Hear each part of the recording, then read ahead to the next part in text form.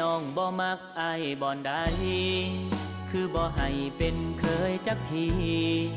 เงินคำของอายก็มี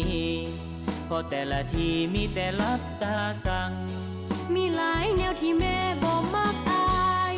ถ้าเว้าไปอายคงบ่อยากฟังเว้าลดหนาบ่เป็นหยังดอกนาสิตั้งใจฟังและเปลี่ยนแปลงตัวเอง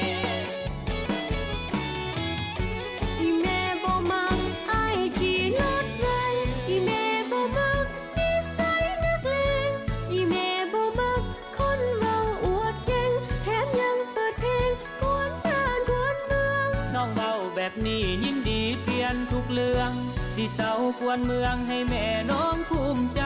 ขอบใจแม่เจ้าที่เว้าให้เปลี่ยนนิสัยย้อนหักเจ้าหมดใจอายจึงยอมทุกอย่าง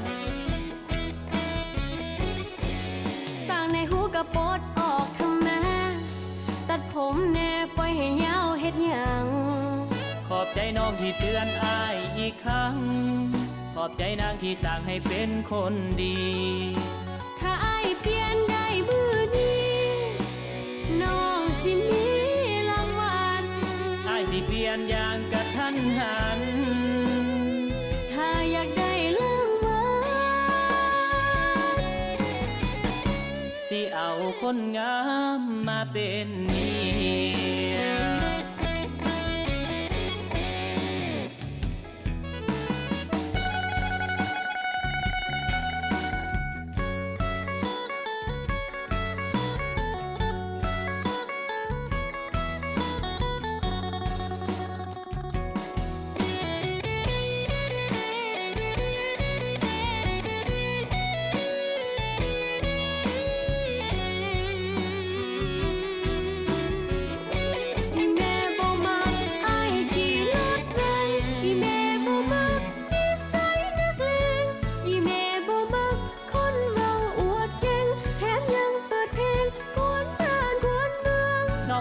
แบบนี้ยินดีเปลี่ยนทุกเรื่องสิเศร้ากวนเมืองให้แม่น้องภูมิใจ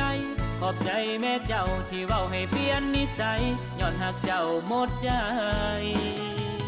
อายจึงยอมทุกอย่างต่างในหูกระปดออกทำแม่ตัดผมแน่ปล่อยให้ยาวเฮ็ดหยังขอบใจน้องที่เตือนอายอีกครั้งขอบใจนางที่สั่งให้เป็นคนดีถ้าอายเปลี่ยนได้มือนี้น้องสิมีรางวัลอายสิเปลี่ยนอย่างกระทันหั